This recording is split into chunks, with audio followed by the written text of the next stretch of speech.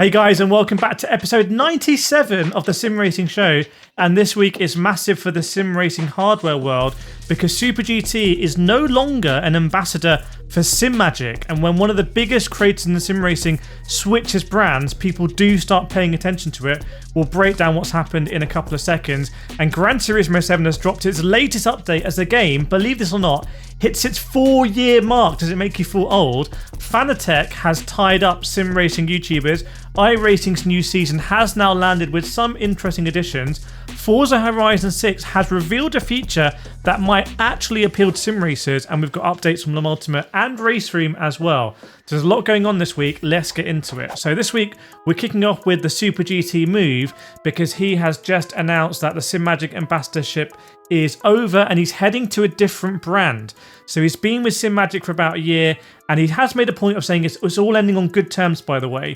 But the partnership is wrapping up for good reason because something very interesting is happening.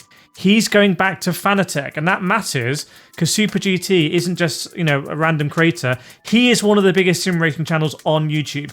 He is the biggest Gran Turismo YouTuber with a very mainstream audience. So when someone like that switches hardware partnerships, it's a big signal to the audience. Now for Fanatec, this is a big win in terms of brand momentum, especially at a time when they're clearly trying to remind everyone that they are still a top tier player in this space.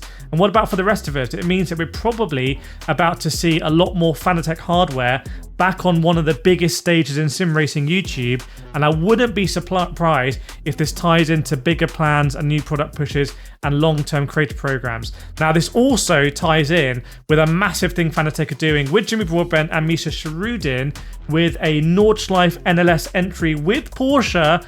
Seems to be kind of like funded or supported by Fanatec. They are going to be racing Max Verstappen at the Nordschleife. Let me know if you want me to head down and actually get on the ground and see what this means for sim racing. Now, staying with big brands, Gran Turismo 7 has just dropped its March update, and it has been 4 years since the game was released, so I feel ancient. But the update is not a special anniversary update, which is really interesting. We are getting new cars, new races, I'll let you know about it, but it's not the 4-year anniversary I thought we might get, which is interesting.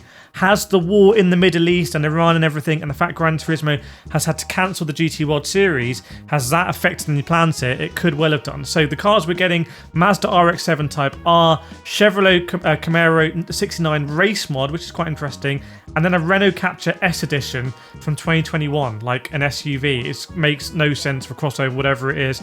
4 new World Circuit races. We've got European Sunday Cup 400 Dragon Trail Gardens Reverse, Japanese Clubman Cup at Kyoto. Kyoto's a great track. American Clubman Cup at Michelin Raceway Road Atlanta, and World Touring Car at Circuit Gilles Villeneuve. These sound like great events, but they just don't really mean anything, I think, to most Gran Turismo players. Gran Turismo needs to do a much better job in Gran Turismo 8 of having these kind of events mean something. There are, however, 10 new engine swaps, which is normally when the chaos really starts with these updates. Let me know, are you happy with the Gran Turismo update cycle, or would you rather nothing more happens now until Gran Turismo 8? Now, before we get to another Fanatec big move, I want to let you know that this episode is sponsored by myself and my website SimRigger. That's simrigger.com. It's a website I've created with the latest prices. A lot of it is plugged in live from brands, so it should have all the latest pricing from the vast majority of the brands and also discount codes as well. And it plugs into the inventory so you can actually see bargains that brands are basically got on clearance. So it's really good if you want to check out clearance stuff. It's also really good if you want to plan your rig, because you can actually build your rig on the site. It's a SimRigger part of it. You can put your wheelbase in your pedals. You can see how much it comes to. You can save builds. You can compare builds. So whether you want to start, build your first starter rig, or you want to improve components, go to www.simrigger.com. And if you want to help me out, just create a few builds and save them to the leaderboard. It'd be really helpful to kind of see what you're thinking about with the builds. And that is my website. So I've sponsored myself. How awesome is that? Now let's get back to Fanatec. I want to let you know more about the creator-led program at the Nordschleife. So it is called officially Black Falcon Team Fanatec. The car is the new Porsche 992 GT3. It is running an alternative fuel class, and it is including Misha Charoudin, Jimmy Broadbent, Steve Brown, Super GT, also Manuel Metzger, who is a Nordschleife proper specialist, and they're doing the full program. They're doing the NLS, which is a 50th anniversary as well, which includes the Nürburgring 24-hour qualifiers, and then the 24 hours of the Nürburgring. Fanatec are involved not just as the branding on the car, but they say they're the Sim Racing Plus tech partner trying to connect virtual preparation to real-world performance. So are you going to follow this program? It's really exciting. And again, I'd be quite interested to go down. Now, switching over to iRacing, because Season 2 2026 is live, and we have some content in it, but interested to know what you think.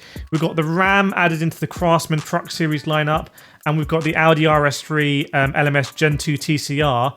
We've also got the 2026 update for the Cup Camaro ZL1. But if you were hoping for a ton of new cars, this isn't that kind of build. It does have some stuff on the track side because St. Petersburg has landed. So that's a proper sim racing, proper street circuit in iRacing. And the street circuit is always quite interesting in iRacing, always a lot of fun. I've done plenty of endurance races there where you get really close to the barrier and it's really exciting experience. And the UI's had a load of upgrades. The rubber behavior has been improved and there's drafting tweaks as well. So not the flashiest build, but iRacing is building on it. Now, talking about chasing lap time and refining your driving, Forza Horizon 6 has revealed something that could be interesting for sim racers. It's called Time Attack, and it's not a menu option. It's not like a thing you go into Time Attack.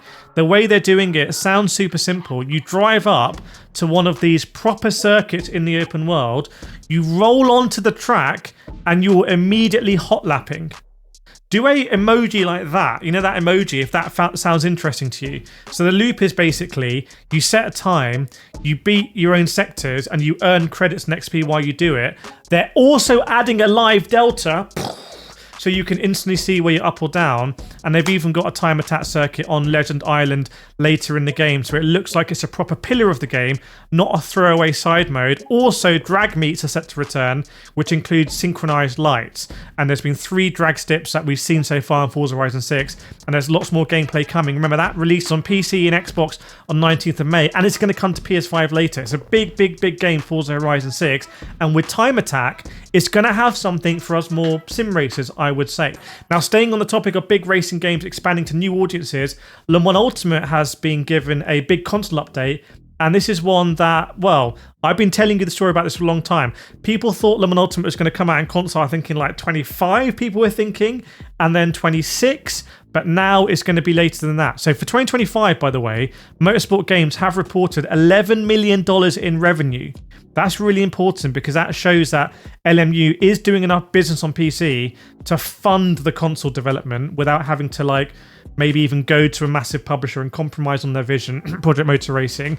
Now, Stephen Hood, the CEO, the leader at Motorsport Games, has said that the PS5 and Xbox versions are being worked on, but the current target, early to mid 2027. Mike, the Kireth translation of that, late 2027.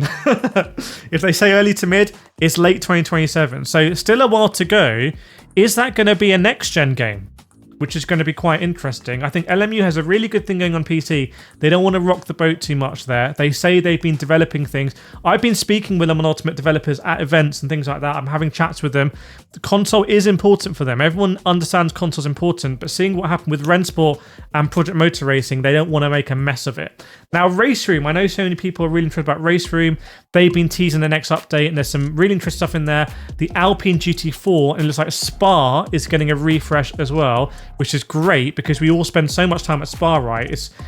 It can get stale. It's good to have it refreshed.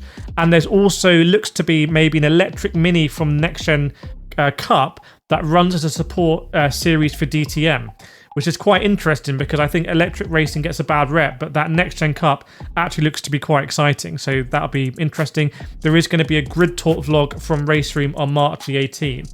So let me know what you're excited about in that. And also, if you want to have your say, we are doing Sim Racing Show live on Wednesday. Wednesday, 8 p.m. UK time is Sim Racing Show live. So I will pin that as a comment under this video. So go there, make sure you're notified for that. And anything you want to talk about, you can ask us about live. We're going to go through the big stories and more in Sim Racing Show live, which is really exciting. That'll be me and Sam. So hopefully I will see you there, and I'll see you on Wednesday.